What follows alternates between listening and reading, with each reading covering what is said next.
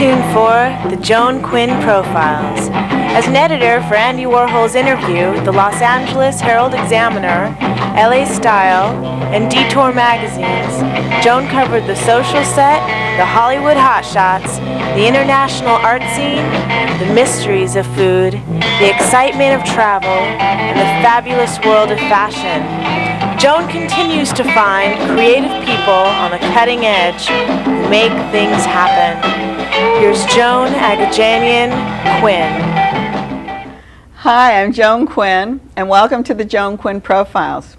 Waiting to be profiled is actor Michael Franco and photographer Ara Oshagan. Michael Franco graduated from Indiana University, was an actor with Second City in Chicago, then founded the Chicago Actors Ensemble.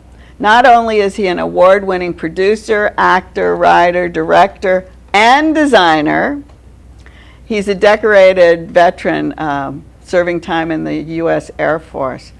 Michael, let's go through the list of all those hyphenates till we get to adapter. Alrighty. And adapter is going to take us to the Soviet Union, but okay. Let's start with producer. All right. Producing really sort of came out of shows that needed to be done. I work with a theater company called Zoo District, and they needed shows to be done, and they needed people to get them up. And at the time, I was one of the people that was able to do that and accomplish that. And so my move into producing was more by necessity than by design. So you didn't start producing. You didn't start as a producer. No. You must have started number 2 on the list as an actor. Well, I actually did start as an actor, yes. When I got out of the military, I went to Boston University briefly, and then I went to Indiana University, where I met some great friends that I still work with to this day. In the film school? Actually, in the theater school. I actually was a business major with a degree in marketing. And then these fellows who lived across the street said, you know, you should audition for this play. You'd be perfect. And the play was, about veterans and about military things, and it seemed something I was quite suited for. And I went in and I auditioned for the play and really loved it, and I said, well, this is something I can do. Where was this? This was at Indiana. Indiana University. Indiana U, as I said. Indiana University in Bloomington, Indiana. Beautiful, beautiful campus, beautiful school. And met some, like I said, some lifelong friends. A gentleman, Rick Helwig, who I still work with to this day. Yes. Met there. Rick and I and another graduate of Indiana, Kit Carson, formed the Chicago Actors Ensemble in Chicago. That's how it started. Yeah. And then what did you do with that acting ensemble? Did you bring actors in? I mean, did you audition people? Yes, How did you actors do it? auditioned, and again, at that time in Chicago, the storefront theater phenomenon was really booming, and there was a lot of just great work being done in Chicago at that time. Obviously, people are aware of the Steppenwolf and the Victory Gardens, and just beautiful work being done. Were you in competition? Well, I don't think it was competition, but I think it was in collaboration. Yeah, because the thing that happened that was nice in Chicago was the sharing of a lot of actors. Like Bill Peterson, who's on CSI now, would do a show with Steppenwolf, but his theater company was really the Remains Theater Company. That's what I wondered. It's great that would happen. And there was a lot of spirit of collaboration. And that's certainly how the Chicago Actors Ensemble was born. And we did some really, really wonderful work, culminating with our 1990-91 trip to the Soviet republics. Were the people in Chicago in that ensemble and all the Steppenwolf, et cetera, the other companies that you mentioned, did they gain from that experience by going and able to go on to the film and to movies? Well, Steppenwolf obviously has been very, very successful, and quite a few of their actors have transferred, into the film industry. But also, everywhere you look, you'll see a lot of the Chicago actors of that period out here working all the time. I'm fortunate to have quite a few of them in the cast of Heart of the Dog. People that you will recognize from the work they've done, both on stage and screen. So it does work together. I think it does very much. As a writer, what have you written? Well, as a writer, not an adapter. As a not writer, an adapter, right. As a writer, I've written a couple of plays of my own. One of which I'm working on, right now, which is sort of an untitled piece. It's a very, I guess you'd want to say, political piece. The other two plays I've written, kind of got stuck in the drawer, and I've written quite a lot for television and film. But we were talking earlier about all the different aspects that has to go on Yes. in a play or in a theater company, and designer came up as one of Sure. the things, and you said, that's what you can do. That's what you learn to do. Well, the thing that's interesting in the theater, especially starting out in small theater, you need to do everything because you will be doing everything, from producing Right. to being a technician and hanging those lights. And it's always something I enjoy doing. I enjoy serving the process. If my job in that particular show is to be the lighting designer and design the lighting, as I did for Zoo District's Nosferatu and several other of their shows, then that's what my job is for that And show. yeah, I see. And I'm one of those. I'm kind of a joiner. I'm sort of. I don't have to lead all the time. If someone else has a project that needs the design, then I'm happy to do it, and I've been very successful doing it. So you, a minute ago, we'll go to adapting. Sure. Talked about being in the Soviet Union in 90, 91 was my first trip. Do you speak Russian? Я говорю по-русски чуть-чуть, очень плохо, which means I speak Russian badly, just a little bit. But did you learn before you went? No, I learned a few things, and I learned basically my way around the Cyrillic alphabet. Oh, that's right, because you were presented with some project in Cyrillic. Yes. But could you read it? Bits and pieces, and really, it took Rick Helwig and I about 4 years to really decipher what we had been given. Because was it a play from the 20s? Well, what we had been given was a writer that I have taken a great deal of pleasure adapting, Mikhail Bulgakov. I had taken one of his novels, The Master and Margarita, Oh, right. the Ginsberg adaptation. I had taken that with me to the Soviet republics on this trip because I thought it would be quite interesting to see all the places that he wrote about in this fantastic novel. I see. And the woman whose flat we were staying in saw the book and goes, "Oh, you know Bulgakov?" And I said, "Well, yes, I think he's a very important writer." And she presented us on our going away party with a handwritten text of The Master and Margarita in Cyrillic, because apparently what had happened is while she was a teenager, and all of Bulgakov's work up until the 60s were banned. It was all during Stalin's time, I Yeah, think? Stalin and that time, and his work was banned. So what people would do is they would pass pages. Oh, And then yes. they would read those pages, and then they would pass it on to the next friend or someone who wanted to read it that way, so they wouldn't Look like they had it or get caught with it because it was banned material. And living in a totalitarian society, that's serious business. But because she so loved the book and wanted a copy for herself, she, instead of reading and just passing on, she copied the pages and kept a copy for herself, and she made a copy of this compilation of past pages and presented it to Rick and I, and we found out that we had an original uncensored text of Bulgakov's Master and Margarita. So that's how Richard Helwig and you got started then on the Bulgakov Yes. directing or adapting. Yes. Did you use Russian interpreters We along did. the way? We You used, had to. we used actually our gentleman who was our translator on the first trip in 1991. He defected to the United States, and one of his first projects was actually to work on this with Rick and I. And once we had finished, we realized what we'd had.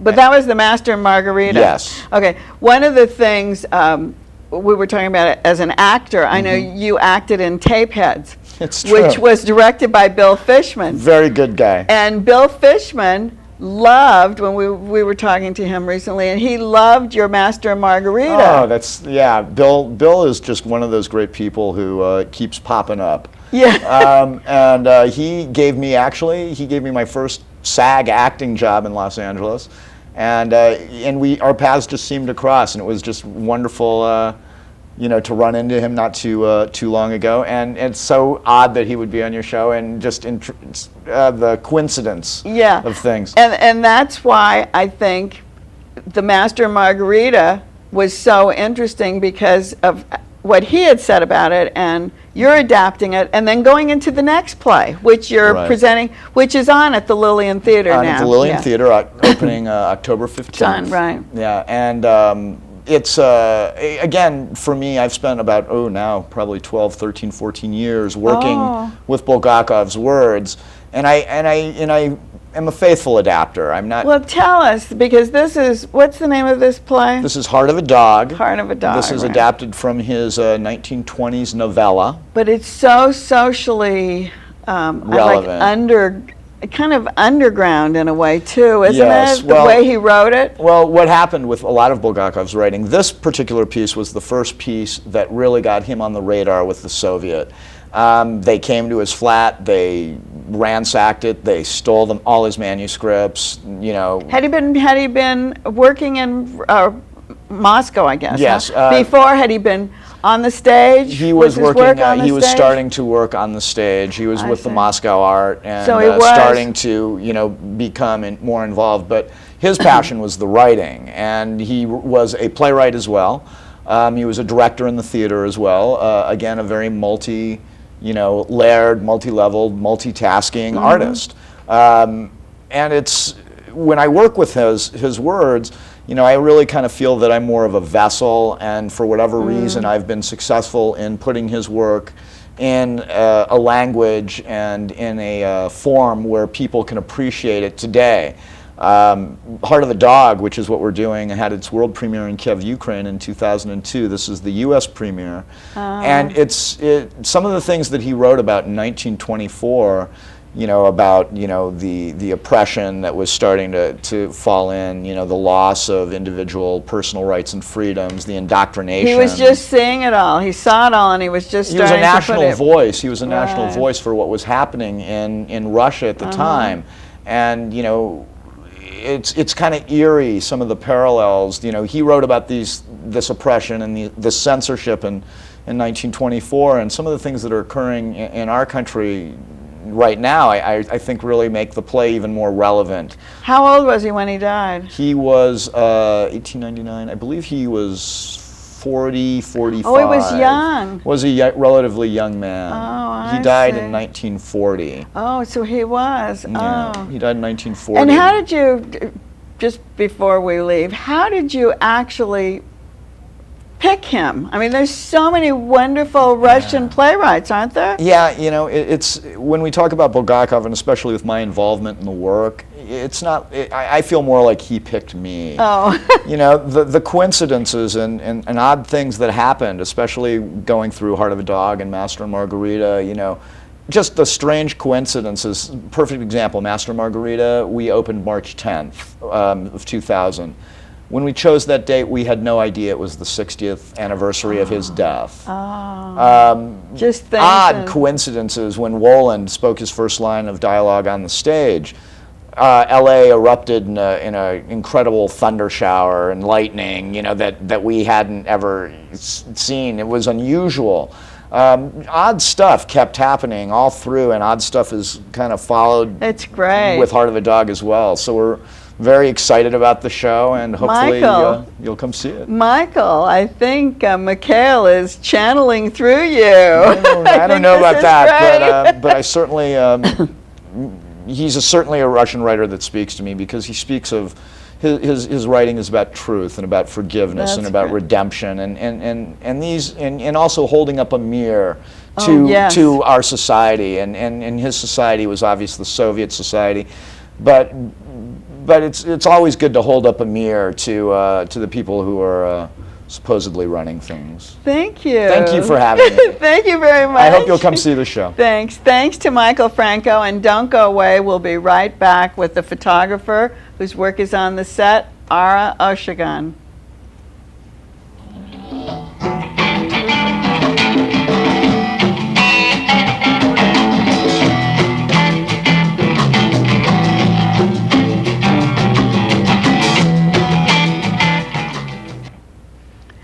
Hi. Hi, I'm Joan Quinn, and welcome back to the Joan Quinn Profiles. Ara Oshagan was born in Beirut, Lebanon. Came to the United States when he was 11 years old. And after living in Wisconsin and Tennessee, he came to California and attended UCLA and UC Berkeley. He's a computational physicist, whatever that means. What does it mean? I can barely say it. Yeah, it's a complicated way of saying I do scientific research. That's my educational background. And what? Actually, my work is with imagery, actually, digital imagery and digital signals and things of that sort. Is that right? We do research. How did you get interested in that? Well, I'm not very sure, but I think I was very good at it when I was young. I was going to school, and I thought, okay, this is a good thing to do, and I started into that. I've always had very serious artistic interests, and never sort of convinced myself that I could pursue different artistic interests as a career, so I went into that as a career. But is it science? More science-based? It's all science, right? Yeah, what I it's do all is all science. science-based. Right. But there's that collaboration with the arts and science, so that must come out. Well, yeah, it doesn't come out. I don't think it comes out in my work very explicitly. Probably, I studied physics, and physics is extremely abstract sort of thing to study, and I think there's sort of some of that abstraction in my work, but it's kind of an indirect connection. Well, how did photography happen then? Were you studying that in college? No, I never studied it. In fact, I took one class, I hated it, and never decided to take another class in photography. I'm self-taught, and what I was doing a while ago was actually writing small, really short pieces of fiction.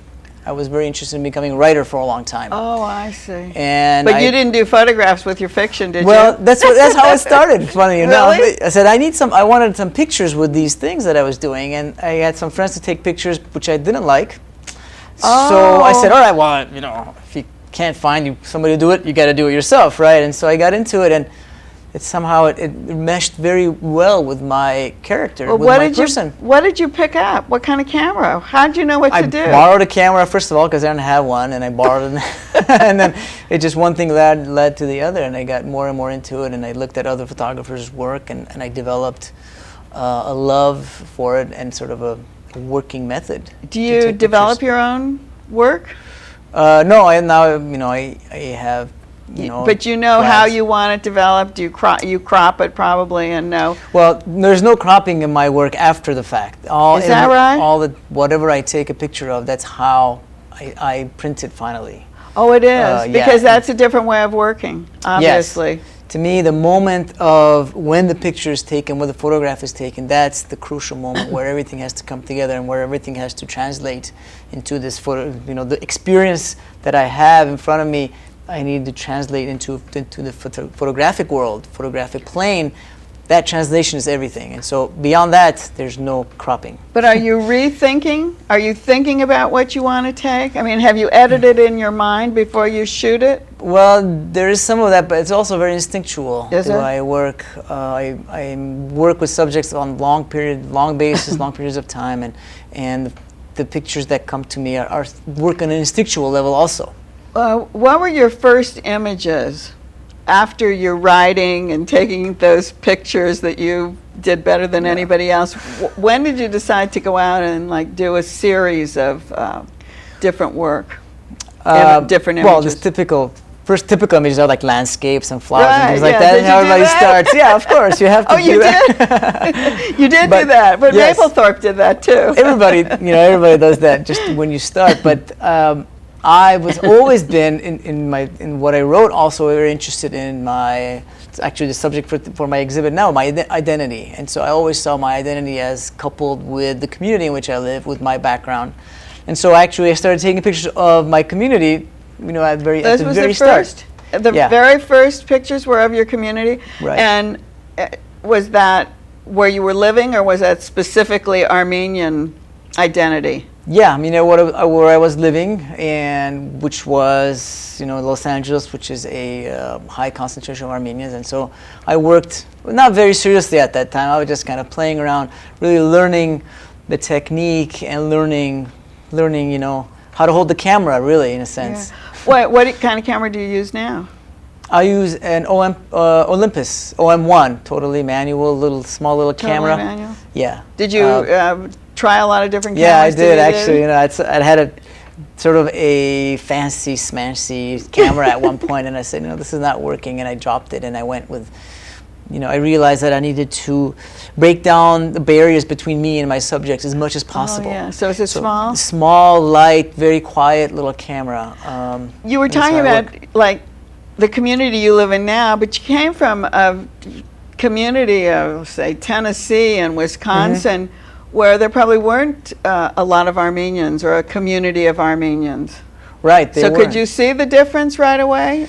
Yeah, I mean, that has had a big impact on my life, I think, in my trajectory. There's a lot of dislocation in my past, from Beirut here and different places where I came, you know, thrown into a completely foreign environment, and I had to sort of adapt to these new environments constantly. Did you, after you decided you wanted to be a photographer, did you go out and assist other photographers, like most people work for fancy photographers? No, actually, I never did that. It was, for me, it was always really artistic. So I started saying, you know, what is it that I want to do with this work? What is it that I want to say through this medium? So it was more of a journalistic approach, really, or journalistic and very personal sort of attempt to say something through the medium. You know, I had used fiction as a medium, and then I switched, and so I think I was trying to say the same things, but by changing my medium. You have a show at Barnsdall Park, Barnsdall, Los Angeles Municipal Gallery in the Barnsdall Park, which is a fabulous place. Yes. And it's a show about identity, about the Armenian identity. Is this your first exhibition? It's the first large exhibition. Actually, I've had another exhibition with a joint project with another friend of mine. It was shown at the Downey Museum of Art a few years ago. Oh, but I see. This is the first one that I think is really my own personal sort of vision in the work. And some of these pictures are at, I'm going to just see if I can. Right, the exhibit is up now. It opened last week, and it's up through the end of the year. I'm going to show some of these if I can push them forward. Let me just get tell us just a little bit, So this is a family. This is a family I photographed in 2001, actually for a number of years. Armenian family. Armenian family, and sort of the madness, I guess, that's in the family, in the environment where you have so many members coming and going, and a lot of things happening at the same time. This is a street this is Santa Monica Boulevard in Little Armenia. With all that Armenian writing, that's pretty... Yes, I spent a lot of time there. There's a barber shop there in the background where I spent a lot of time.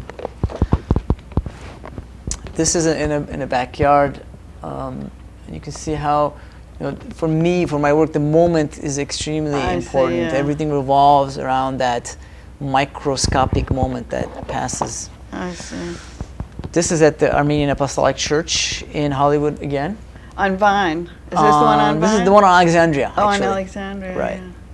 But this is a very integral part of the Armenian heritage. Yes, there are a number of themes that are in my exhibit. Family being one, church being another, political life being another. This is more family life. These are sisters and cousins at Big Bear Lake. This is one of the other themes that I'm trying to develop. This is a picture in Ironwood State Prison, where I was. Are these Armenian people? Yeah, they're all three of them are Armenian, and I was there for another project when I ran into them and I photographed them, and they became part of this project. How did you? Did they let you take your camera in? Well, that was another project that I was working with a film crew, with a director doing a film on juvenile offenders, and so we were there and I met them and I photographed them. And this? This is an old age home, Ararat Old Age Home in Eagle Rock, where I spent many, many weeks photographing. And how do these people let you, I'm going to put this in, how do these people let you come into their environments and actually, do you know these people? Yeah, I mean, I get to know them. But I mean, you don't know them when you start. No, that's what I mean. Yeah, there's a lot of time that I spend tilling the soil, as they say, building the ground, the relationship, so that people know me well enough so that I become integrated into their environment, and I can take pictures while they're just living life. But say at the Ara home, which is a rehabilitation or old age home. It's a convalescent hospital, right? Convalescent. How do you get in and find one person that you want to be with? I mean, there's room after room of people. Right. Well, first you have to get to know the administration, tell them what you're doing. They have to give the okay, and then you sort of, some people are much more interested in being photographed, some others, and some others are not. So you start working. I worked there for many, many weeks, where you build relationships with particular people, which then you can try to get a sense of the place and what life is as it goes on there. So you show, or you want to show what it is to be Armenian? Mm-hmm. What is it to be Armenian? I'm Armenian. Well, yes. You're Armenian. Well, hopefully. But you speak Armenian. I don't speak Armenian. So a lot of people would say, well, you're not Armenian because you don't speak. Does that make any difference? Well, I don't think so. I mean, you are what you believe you are. If you have a certain background, then that's what you are. If you believe you are that. Some Armenians speak Armenian, are from Armenia, and they may not say they're Armenian. There's the opposite. Have you run into those kind of things too? There are some people like that who, especially younger kids who have this background, but they're going to try to run away from it. I see. You did a genocide project, you said, with another friend, with older people. Right. One of my other projects is portraits of Armenian genocide survivors. As you know, the genocide took place in 1915, and one of our goals was to take pictures of these, a lot of times 100-year-old men and women, and record their stories of survival. How was it that they survived those terrible times? Well, I think you've done a great job, and you've opened our eyes to the Armenian community. It's a different eye, but we'll look at it and appreciate it. Okay. Thank you. Thanks, Ara. Thank you for having me. Thanks for watching the Joan Quinn Profiles. Keep writing to 777 South Figueroa, Los Angeles 90017. See you next time on the Joan Quinn Profiles.